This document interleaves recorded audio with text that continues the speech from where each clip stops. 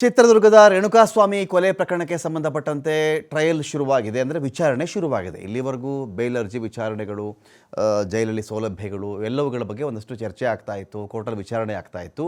ಈಗೇನು ಶುರುವಾಗಿದೆಯಲ್ಲ ಈ ಒಂದು ವಿಚಾರಣೆ, ಇದರಲ್ಲಿ ತಪ್ಪು ಇವರು ಮಾಡಿದ್ದಾರಾ ಮಾಡಿಲ್ವಾ, ತಪ್ಪು ಮಾಡಿದರೆ ಏನು ಶಿಕ್ಷೆ ಇವರಿಗೆ, ಚಾರ್ಜ್ ಶೀಟ್ ಏನು ಹೇಳ್ತಾ ಇದೆ, ಸಾಕ್ಷಿಗಳು ಏನು ಹೇಳ್ತಾ ಇವೆ, ಎಲ್ಲವೂ ಕೂಡ ಚಾರ್ಜ್ ಶೀಟ್ ಹೇಳ್ತಿರೋದು, ಸಾಕ್ಷಿ ಹೇಳ್ತಾ ಇರೋದು, ಈ ಕಡೆ ಯಾರನ್ನ ನಾವು ಸಾಕ್ಷಿಗಳ ವಿಚಾರಣೆ ಮಾಡಿದಾಗ ಅವರಿಂದ ಬಂದಿರತಕ್ಕಂಥ ಮಾಹಿತಿ, ಆರೋಪಿಗಳು ಯಾರಿದ್ದಾರೋ ಅವ್ರು ಹೇಳ್ತಾ ಇರ್ತಕ್ಕಂಥ ಮಾಹಿತಿ ಎಲ್ಲವೂ ಮ್ಯಾಚ್ ಆಗ್ತಾ ಇದೆಯಾ, ಇಲ್ಲ ವಿರುದ್ಧವಾಗಿದೆಯಾ, ಸಾಕ್ಷ್ಯಾಧಾರಗಳ ಕೊರತೆ ಇದೆಯಾ, ಇಲ್ಲ ಸಾಕ್ಷ್ಯಾಧಾರಗಳು ಸಾಕಾ, ಎಲ್ಲ ವಿಚಾರಗಳ ಬಗ್ಗೆ ಕೂಡ ಇದೀಗ ನಿಷ್ಕರ್ಷೆ ಶುರುವಾಗುವಂಥ ಸಮಯ ಇದು.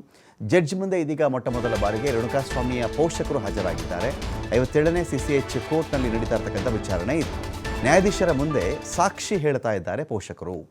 ಕೇಳ್ಬೋದು, ಅವ್ರನ್ನ ಸಾಕಷ್ಟು ಪ್ರಶ್ನೆಗಳನ್ನು ಅವರು ಕೂಡ ಕೇಳ್ತಾರೆ. ಆ ಪ್ರಶ್ನೆಗಳಿಗೆ ಅವರು ಉತ್ತರವನ್ನು ಕೊಡಬೇಕಾಗತ್ತೆ. ಇಲ್ಲಿ ವಿಡಿಯೋ ಕಾನ್ಫರೆನ್ಸ್ನ ಮೂಲಕವಾಗಿ ಯಾರು ಕೊಲೆ ಆರೋಪವನ್ನು ಹೊತ್ಕೊಂಡಿದ್ದಾರಲ್ಲ ಆರೋಪಿಗಳು, ಅವರು ಹಾಜರಾಗಿದ್ದಾರೆ. ದರ್ಶನ್, ಪವಿತ್ರ ಗೌಡ ಸೇರಿದಂತೆ ಎಲ್ಲ ಆರೋಪಿಗಳು ಇಲ್ಲಿ ಹಾಜರಾಗಿದ್ದಾರೆ. ಉಳಿದ ಆರೋಪಿಗಳು ಕೋರ್ಟ್ಗೆ ನೇರವಾಗಿ ಹಾಜರಾಗ್ತಾರೆ. ಸದ್ಯ ರೇಣುಕಾಸ್ವಾಮಿ ಅವರ ತಾಯಿ ರತ್ನಪ್ರಭಾ ಅವರ ವಿಚಾರಣೆ ಈಗಷ್ಟೇ ಮುಕ್ತಾಯವಾಗಿದೆ. 1 ಗಂಟೆಯ ಕಾಲ ರೇಣುಕಾಸ್ವಾಮಿ ತಾಯಿ ಹೇಳಿಕೆ ದಾಖಲು ಮಾಡಲಾಗಿದೆ. ವಿಟ್ನೆಸ್ ಬಾಕ್ಸ್ನಲ್ಲಿ ನಿಂತುಕೊಂಡು ಹೇಳಿಕೆಯನ್ನು ಕೊಟ್ಟಿರೋದು ರತ್ನಪ್ರಭಾ ಅವರು. ಈಗ ತಂದೆಯ ಹೇಳಿಕೆಯನ್ನು ದಾಖಲು ಮಾಡ್ತಾ ಇದ್ದಾರೆ. ಅಂದರೆ ಸಹಜವಾಗಿ ರೇಣುಕಾಸ್ವಾಮಿ ಆ ದಿನದ ಕಥೆ, ಎಷ್ಟೊತ್ತಿಗೆ ಹೊರಟಿದ್ದ, ನಿಮ್ಗೆ ಯಾವಾಗ ವಿಷಯ ಗೊತ್ತಾಯಿತು, ಅವನ್ನೆಲ್ಲಿ ಕೆಲಸ ಮಾಡ್ತಾ ಇದ್ದ, ಈ ಕೊಲೆ ಅದರ ಬಗ್ಗೆ ನಿಮಗೇನು ಮಾಹಿತಿ ಇದೆ, ಯಾರು ಕರ್ಕೊಂಡು ಹೋದರು, ಮನೆಗೇನಾದರೂ ಫೋನ್ ಮಾಡಿದ್ನ ಹೋಗಬೇಕಾದ್ರೆ, ಈ ಥರದೊಂದಷ್ಟು ವಿಚಾರಗಳಿರಬಹುದಲ್ಲಿ ಅವೆಲ್ಲವನ್ನು ಕೂಡ ಇದೀಗ ಕೋರ್ಟ್ ದಾಖಲಿಸ್ಕೊಳ್ತಾ ಇದೆ. ಇವತ್ತೇ ಇಬ್ಬರ ಹೇಳಿಕೆಯನ್ನು ಕೂಡ ನ್ಯಾಯಾಲಯ ದಾಖಲಿಸಿಕೊಳ್ಳಲಿದೆ. ಹೇಳಿಕೆ ದಾಖಲಾದ ಬಳಿಕ ಕ್ರಾಸ್ ಎಕ್ಸಾಮಿನೇಷನ್ ಪ್ರಕ್ರಿಯೆ ಶುರುವಾಗುತ್ತೆ. ಈಗೇನಾಗುತ್ತೆ, ನಿಮಗೆ ಈಗ ರೇಣುಕಾಸ್ವಾಮಿ ಪರವಾಗಿ ಅವ್ರ ತಂದೆ ತಾಯಿ ಬಂದಿರ್ತಾರೆ, ಅವರೊಂದಷ್ಟು ಸಾಕ್ಷಿಗಳನ್ನು ಹೇಳ್ತಾ ಹೋಗ್ತಾರೆ, ಅಥವಾ ಏನು ಕೋರ್ಟ್ ಪ್ರಶ್ನೆ ಕೇಳುತ್ತೆ ಅದನ್ನು ಹೇಳ್ತಾ ಹೋಗ್ತಾರೆ. ಕ್ರಾಸ್ ಎಕ್ಸಾಮಿನೇಷನ್ ಏನಾಗುತ್ತೆ ಅಂದರೆ, ಇದೇ ರೇಣುಕಾಸ್ವಾಮಿ ತಂದೆ ತಾಯಿಯನ್ನು ಈ ಕಡೆ ದರ್ಶನ್ ಪರ ವಕೀಲರು, ಆರೋಪಿಗಳ ಪರ ವಕೀಲರು, ಅವರು ಕೂಡ ಒಂದಷ್ಟು ಪ್ರಶ್ನೆಗಳನ್ನು ಕೇಳಬಹುದಾಗತ್ತೆ. ಕಾರಣ ಈ ಕಡೆ ಈ ಆರೋಪಿಗಳಿದ್ದಾರಲ್ಲ, ಇವ್ರುಗಳಿಗೇನು ಅಂತ ಹೇಳಿದ್ರೆ, ಏನೇನು ಇವ್ರು ಹೇಳಿಕೆ ಬಂದಿದೆಯಲ್ಲ ಅದನ್ನು ಸುಳ್ಳು ಅಂತ ಪ್ರೂವ್ ಮಾಡಬೇಕು. ಸುಳ್ಳು ಅದಿರಬಹುದು, ರೇಣುಕಾಸ್ವಾಮಿ ಬಂದಿರಬಹುದು, ಅದಕ್ಕೂ ಈ ಆರೋಪಿಗಳ ಮೇಲೆ ಹೊರಿಸಿರ್ತಕ್ಕಂಥ ಕೊಲೆ ಆರೋಪಕ್ಕೂ ಸಂಬಂಧ ಇಲ್ಲ ಅಂಥೇಳಿ ಇವರು ಒಂದು ಕಡೆ ವಾದವನ್ನು ಇವರು ಶುರು ಮಾಡ್ಕೊಳ್ತಾರೆ. ಆಗ ಅವ್ರನ್ನ ಇವ್ರು ಪ್ರಶ್ನೆ ಮಾಡ್ತಾರೆ. ಸೇಮ್ ಇದೇ ಕ್ರಾಸ್ ಎಕ್ಸಾಮಿನೇಷನನ್ನು ಯಾರು ರೇಣುಕಾಸ್ವಾಮಿ ಕೊಲೆ ಆರೋಪಿಗಳಿದ್ದಾರಲ್ಲ ಅವ್ರನ್ನೂ ಕೂಡ ವಿಟ್ನೆಸ್ ಬಾಕ್ಸಿಗೆ ತಂದು ನಿಲ್ಲಿಸಿ ಈ ಕಡೆ ರೇಣುಕಾಸ್ವಾಮಿ ಪರ ವಕೀಲರು ಕೂಡ ಕೇಳ್ತಾರೆ. ಸೊ ಹಾಗಾಗಿ ಇಲ್ಲಿ ಆ ಪ್ರಕ್ರಿಯೆ ಆಮೇಲೆ ನಡೆಯುತ್ತೆ. ಅದು ದರ್ಶನ್ ಪರ ವಕೀಲ CV ನಾಗೇಶ್ ಅವರು ಕ್ರಾಸ್ ಎಕ್ಸಾಮಿನೇಷನ್ ಮಾಡ್ತಾ ಇದ್ದಾರೆ, ಅದು ಕೂಡ ನಡೆಯುತ್ತೆ. ಇಲ್ಲಿ ನ್ಯಾಯಾಧೀಶರು ಏನು ಕೇಳಿದ್ರು ಅಂತ ಹೇಳಿದ್ರೆ, ರೇಣುಕಾಸ್ವಾಮಿ ತಾಯಿಯವರನ್ನ ಪ್ರಶ್ನೆ ಮಾಡ್ತಾರೆ. ಅವರು ಕಟಕಟೆಗೆ ಬಂದು ಹೇಳಿಕೆಯನ್ನು ಕೊಡ್ತಾರೆ. ರೇಣುಕಾಸ್ವಾಮಿ ಅವರ ತಾಯಿ, ನಿಮ್ಮ ಹೆಸರು, ನಿಮ್ಮ ಗಂಡನ ಹೆಸರು ಏನು, ಎಲ್ಲಿ ವಾಸ ಮಾಡ್ತಾ ಇದ್ದೀರಾ. ಪ್ರಾಸಿಕ್ಯೂಷನ್ ಪರವಾಗಿ ವಕೀಲ ಪ್ರಸನ್ನ ಕುಮಾರ್ ಅವರು ಹಾಜರಾಗಿದ್ದಾರೆ. ಕೊಲೆ ಆರೋಪಿಗಳಿಗೆ ಒಂದು ಕಡೆ ಸಹಜವಾಗಿ ಟೆನ್ಷನ್ ಶುರುವಾಗುತ್ತೆ. ಇದರಲ್ಲಿ ಟೆನ್ಷನ್ ಅಂತಲೂ ಕರೀಬಹುದು. ಒನ್ಸ್ ಫಾರ್ ಆಲ್, ಈಗ ಈ ನ್ಯಾಯಾಂಗ ಬಂಧನದಲ್ಲೇ ಇರೋಕ್ಕಾಗಲ್ವಲ್ಲ. ಅನೇಕರ ಕೇಸ್ಗಳಲ್ಲಿ ಏನಾಗುತ್ತೆ ಅಂದರೆ, ಬೇಲ್ ಸಿಕ್ಕಿಬಿಡುತ್ತೆ. ಅನೇಕರಿಗೆ ಬೇಲ್ ಸಿಕ್ಕಿ ಥರದ್ದು ವಿಚಾರಣೆ ಇರುತ್ತೆ. ಇದು ಒಂದು ಡೇಟ್ ಕೊಟ್ಟಿದ್ದಾರಪ್ಪ ಇವತ್ತು, ಅವತ್ತು ಬಂದು ಹಾಜರಾಗಬೇಕು ಅಂತಿರುತ್ತೆ. ಹಾಜರಾಗ್ತಾರೆ. 1 ತಿಂಗಳಿಗೋ 2 ತಿಂಗಳಿಗೋ ಮತ್ತೆ ಒಂದು ಡೇಟ್ ಕೊಡ್ತಾರೆ ಅವರು. ಅವತ್ತಿಗೆ ಅವ್ರು ಬಂದರೆ ಸಾಕಾಗುತ್ತೆ. ಅಲ್ಲಿವರೆಗೂ ಅವ್ರ ಜೀವನ ಹಿಂದಿನಂತೆ ಇರುತ್ತೆ. ಬಟ್ ಈ ಆರೋಪಿಗಳ ಕೇಸ್ ಆಗಿಲ್ಲ. ಇವರು ಹೆಚ್ಚು ಕಡಿಮೆ ಸುಮಾರು ಜನ ಇದರಲ್ಲಿ ಎಲ್ಲ ಜೈಲು ಒಳಗಡೆ ಇರೋರನ್ನೇ. ಸೊ ಹಾಗಿದ್ದಾಗ ಒಂದು ವಿಚಾರಣೆ ನಡೆದು ಬಿಡಲಿ, ಏನೋ ಒಂದು ಶುರುವಾಗಲಿ ಅಂತ ಇವರು ಕೂಡ ಇರುತ್ತೆ. ವಿಡಿಯೋ ಕಾನ್ಫರೆನ್ಸ್ನ ಮೂಲಕವಾಗಿ ದರ್ಶನ್ ಹಾಜರಾಗಿರೋದು, ಪರಪ್ಪನ ಅಗ್ರಹಾರದಿಂದ ವಿಡಿಯೋ ಕಾನ್ಫರೆನ್ಸಲ್ಲಿ ಹಾಜರಾಗಿರೋದು, ಬಿಳಿ ಜಾಕೆಟ್ ಧರಿಸಿ ಆರೋಪಿ ದರ್ಶನ್ ಹಾಜರಾಗಿರೋದು, ಜಡ್ಜ್ ಮುಂದೆ ಪ್ರತ್ಯಕ್ಷ ಆಗಿರೋದು. ಟ್ರಯಲ್ ಬಗ್ಗೆ ದರ್ಶನ್, ಪವಿತ್ರ ಗೌಡಗೆ ಒಂದು ಟೆನ್ಷನ್ ಇದ್ದೇ ಇದೆ. ಇಲ್ಲಿ ಕೇಸ್ಗೆ ಸಂಬಂಧಪಟ್ಟವರು ಅಂದರೆ ಕಿಕ್ಕಿರಿದು ನಡೆಯುತ್ತೆ. ಈ ದರ್ಶನ್ ಕೇಸ್ ಅಂದರೆ ಸಾಕು, ಕೋರ್ಟಲ್ಲಿ ವಕೀಲರಾದಿಯಾಗಿ ಅನೇಕರು ಸಹಜ ಕುತೂಹಲಿಗಳಾಗಿ ಈ ಕೇಸನ್ನು ನೋಡಬೇಕು ಅಂತ ಬಂದುಬಿಡ್ತಾರೆ. ಜಡ್ಜ್ ಏನು ಮಾಡಿದ್ದಾರೆ ಇವತ್ತು, ಯಾರು ಕೇಸ್ಗೆ ಸಂಬಂಧಪಡ್ತಿರೋ ಅವರು ಮಾತ್ರ ಇರಬೇಕು, ಇನ್ಯಾರೂ ಇರ್ಕೂಡ್ದು ಅಂತ ಹೇಳಿಬಿಟ್ಟಿದ್ದಾರೆ. ಹಾಗಾಗಿ ಎಲ್ಲರೂ ಅಲ್ಲಿಂದ ಆಚೆ ಕಳಿಸಿದ್ದಾರೆ. ಈ ಕೊಲೆ ಪ್ರಕರಣಕ್ಕೆ ಸಂಬಂಧಪಟ್ಟಂತೆ 272 ಸಾಕ್ಷ್ಯಗಳಿವೆ. ಕೊಲೆ ಬಗ್ಗೆ ನೇರ ಸಾಕ್ಷಿಗಳು 2. ಆರೋಪಿಗಳನ್ನು ಗುರುತಿಸಿರೋದು ಪಾರ್ಷಿಯಲ್ ಐ ವಿಟ್ನೆಸ್, ಅವರು ಒಂದು 5 ಜನ ಆರೋಪಿಗಳನ್ನು ಗುರುತು ಮಾಡಿದಂಥವ್ರು ಪಾರ್ಷಿಯಲ್ ಐ ವಿಟ್ನೆಸ್ಗಳು, ಅವರೊಂದು 5 ಜನ ಇದ್ದಾರೆ.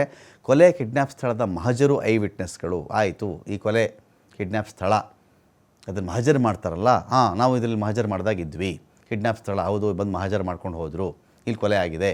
ಈ ಥರ ಒಂದು 65 ಸಾಕ್ಷಿಗಳಿವೆ. ರೇಣುಕಾಸ್ವಾಮಿ ಪೋಸ್ಟ್ ಮಾರ್ಟಮ್ ಮಾಡಿದಂಥ ಡಾಕ್ಟರ್ ಅವರೊಬ್ಬರು ಸಾಕ್ಷಿ ಬರ್ತಾರೆ. ಇದರಲ್ಲಿ ಮೊಬೈಲ್ ಬಳಕೆ ಬಗ್ಗೆ ಸಿಕ್ಕಂಥ ಟೆಕ್ನಿಕಲ್ ಸಾಕ್ಷ್ಯಗಳು 4. ಆರೋಪಿಗಳ ಸ್ವಇಚ್ಛಾ ಹೇಳಿಕೆಯನ್ನು ಪಡೆದಂಥ ಮ್ಯಾಜಿಸ್ಟ್ರೇಟ್ಗಳು ಇಬ್ಬರು ಇರ್ತಾರೆ. ಹಾಜರು ಮಾಡಿದಂಥ ಒಟ್ಟು ಪೊಲೀಸರ ಸಂಖ್ಯೆ 64 ಇದೆ. ಮೊಬೈಲ್, ಲ್ಯಾಪ್ಟಾಪ್ ಸೇರಿದಂತೆ FSL, CSFL ರಿಪೋರ್ಟ್ಗಳು ಒಂದು 15 ಇವೆ. ಸೊ ಎಲ್ಲವುಗಳ ವಿಚಾರಣೆ ಕೂಡ ಆಗಬೇಕಾಗತ್ತೆ. ಡೀಟೇಲ್ಸ್ ಕೊಡೋಕ್ಕೆ ಸಂತೋಷ ಇದ್ದರೆ ಸಂತೋಷ್, ಎಲ್ಲಿವರೆಗೂ ಬಂದಿದೆ ರೇಣುಕಾಸ್ವಾಮಿ ಕೊಲೆ ಆರೋಪಿಗಳ ಒಂದು ಟ್ರಯಲ್ ಇವತ್ತಿನ ಶುರುವಾಗಿದೆ ಅಲ್ಲ ವಿಚಾರಣೆ, ಎಲ್ಲಿವರೆಗೂ ಬಂದಿದೆ, ಯಾರ್ಯಾರನ್ನ ಇವತ್ತು ಕೇಳ್ತಾ ಇದ್ದಾರೆ ನ್ಯಾಯಾಧೀಶರು, ಮತ್ತು ಕ್ರಾಸ್ ಎಕ್ಸಾಮಿನೇಷನ್ ಏನಾದರೂ ಆಗಿದೆಯಾ ಹೇಗೆ ಅಂತ?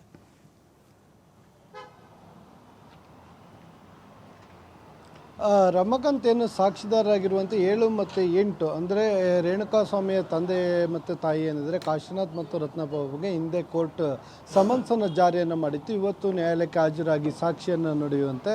ಸೊ ಹೀಗಾಗಿ ಇವತ್ತು ಇಬ್ಬರು ಕೂಡ ನ್ಯಾಯಾಲಯಕ್ಕೆ ಹಾಜರಾಗಿರುವಂಥದ್ದು. ನ್ಯಾಯಾಲಯಕ್ಕೆ ಹಾಜರಾಗಿ ಈಗಾಗಲೇ ವಿಟ್ನೆಸ್ ಬಾಕ್ಸನ್ನು ಹತ್ತಿದ್ದಾರೆ. ವಿಟ್ನೆಸ್ ಬಾಕ್ಸ್ನಲ್ಲಿ ಇಡೀ ಪ್ರಕರಣಕ್ಕೆ ಸಂಬಂಧಪಟ್ಟಾಗ ಮೊದಲು ಏನು ರೇಣುಕಾಸ್ವಾಮಿ ಏನಿದ್ದಾರೆ ಅವರು ತಮ್ಮ ಮಗ ಅನ್ನೋದ್ರ ಬಗ್ಗೆ ಅವರು ಅಲ್ಲಿ ಸ್ಪಷ್ಟನೆಯನ್ನು ಕೊಡಬೇಕಾಗುತ್ತೆ. ಸ್ಪಷ್ಟನೆಯನ್ನು ಕೊಟ್ಟು ಸೊ ಅವರ ಹತ್ಯೆ ಆಗಿದ್ದ ದಿನದಿಂದ ಇವರಿಗೆ ಸಿಕ್ಕಂಥ ಮಾಹಿತಿಗಳು ಏನೆಲ್ಲ ಇರುತ್ತೆ, ಹೇಗೆ ಹತ್ಯೆಯನ್ನು ಮಾಡಿದರು, ಇವ್ರಿಗೆ ಯಾವಾಗ ಮಾಹಿತಿ ಗೊತ್ತಾಯಿತು, ಮಗ ಏನು ಮಾಡ್ಕೊಂಡಿದ್ದ, ಎಲ್ಲಿದ್ದ, ಎಲ್ಲ ಮಾಹಿತಿಗಳನ್ನು ನ್ಯಾಯಾಧೀಶರ ಮುಂದೆ ವಿಟ್ನೆಸ್ ಬಾಕ್ಸಲ್ಲಿ ನಿಂತು ಹೇಳಬೇಕಾಗುತ್ತೆ. ಮೊದಲು ನಾವಂತ ಏನು ಹೇಳ್ತೀವಿ, ಚೀಫ್ ಎಕ್ಸಾಮಿನೇಷನ್ಸ್ ಅಂದರೆ ಕಕ್ಷಿದಾರರ ಪರ ವಕೀಲರೇ, ಅಂದರೆ ಇಲ್ಲಿ SPP ಅವರೇ ನೇರವಾಗಿ ಸಾಕ್ಷಿದಾರರು ಇಬ್ಬರು ಏನಿರ್ತಾರೆ ಇಬ್ಬರನ್ನು ಕೂಡ ಕೆಲವು ಪ್ರಶ್ನೆಗಳನ್ನು ಕೇಳ್ತಾ ಹೋಗ್ತಾರೆ. ಅದಕ್ಕೆ ಅವರು ಉತ್ತರಗಳನ್ನು ಕೊಡ್ತಾ ಹೋಗ್ತಾರೆ. ಅದರ ಜೊತೆಗೆ ನ್ಯಾಯಾಧೀಶರು ಕೂಡ ಕೆಲವು ಪ್ರಶ್ನೆಗಳನ್ನು ಮಧ್ಯದಲ್ಲಿ ಕೇಳ್ಬೋದು. ಸುಮಾರು 1 ಗಂಟೆಗಳ ಕಾಲ ರೇಣುಕಾಸ್ವಾಮಿ ಅವರ ತಾಯಿ ಏನಿದ್ದಾರೆ ಸಾಕ್ಷಿಯಾಗಿ ಅವರು ವಿಟ್ನೆಸ್ ಬಾಕ್ಸ್ನಲ್ಲಿ ನಿಂತು ಹೇಳಿಕೆಗಳನ್ನು ಕೊಟ್ಟಿರುವಂಥದ್ದು. ಈಗ ಅವರ ತಂದೆ ಕಾಶಿನಾಥ್ ಏನಿದ್ದಾರೆ ಅವರು ಕೂಡ ವಿಟ್ನೆಸ್ ಬಾಕ್ಸ್ನಲ್ಲಿ ನಿಂತು ಈಗ ಹೇಳಿಕೆಗಳನ್ನು ಕೊಡಲಿಕ್ಕೆ ಶುರು ಮಾಡಿದರೆ ಅನ್ನೋ ಮಾಹಿತಿಗಳು ಲಭ್ಯವಾಗ್ತಾ ಇರುವಂಥದ್ದು. ಇನ್ ಕ್ಯಾಮ್ರಾ ಪ್ರೊಸೀಡಿಂಗ್ ಆಗ್ತಾ ಇರುವ ಹಿನ್ನೆಲೆಯಲ್ಲಿ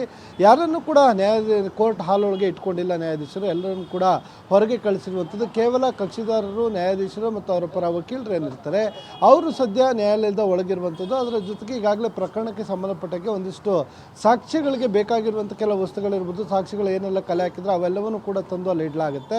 ಅದಕ್ಕೂ ಸಂಬಂಧಪಟ್ಟಾಗೆ ಈಗಾಗಲೇ ಮಾಹಿತಿಗಳನ್ನು ಕೂಡ ಅವರನ್ನು ಪ್ರಶ್ನೆ ಮಾಡಿ ಕೇಳಿರುವಂಥದ್ದು. ಎಲ್ಲದಕ್ಕೂ ಕೂಡ ಉತ್ತರವನ್ನು ಕೊಡ್ತಾ ಇದ್ದಾರೆ. ಇದಕ್ಕೂ ಮುಂಚೆ ಅಂದರೆ ಏನು ಚೀಫ್ ಮಾಡೋಕ್ಕೂ ಮೊದಲು ಆರೋಪಿಗಳ ಎಲ್ಲರ ಹಾಜರಾತಿಗಳನ್ನು ತೆಗೆದುಕೊಂಡಿರುವಂಥದ್ದು. ವಿಡಿಯೋ ಕಾನ್ಫರೆನ್ಸ್ ಮುಖಾಂತರ ಪರಪ್ಪನ ಅಗ್ರಹಾರ ಜೈಲಿಂದ ಕೆಲವರು ಈಗಾಗಲೇ ಏನು ದರ್ಶನ್ ಸೇರಿದಂತೆ ಇತರ ಆರೋಪಿಗಳು ಹಾಜರಾದರೆ, ಇನ್ನು ಉಳಿದಂತೆ ಅವರವರ ಪರ ವಕೀಲರ ಜೊತೆಯಲ್ಲಿ ಈಗಾಗಲೇ ನ್ಯಾಯಾಲಯಕ್ಕೆ ಕೆಲವರು ಹಾಜರಾಗಿದ್ದಾರೆ.